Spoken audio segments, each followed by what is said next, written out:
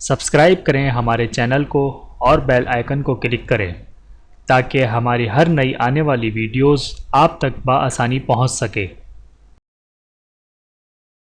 بسم اللہ الرحمن الرحیم۔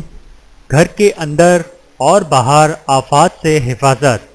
نبی کریم صلی اللہ علیہ وآلہ وسلم نے ارشاد فرمایا، جب تم اپنے گھر میں داخل ہو تو 2 رکعتیں نماز پڑھ لیا کرو، یہ 2 رکعتیں تمہیں اندرون خانہ برائی سے محفوظ رکھیں گی۔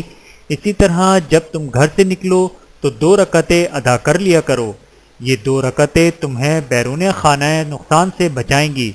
بحوالہ مجمع زوائد حدیث نمبر 3686۔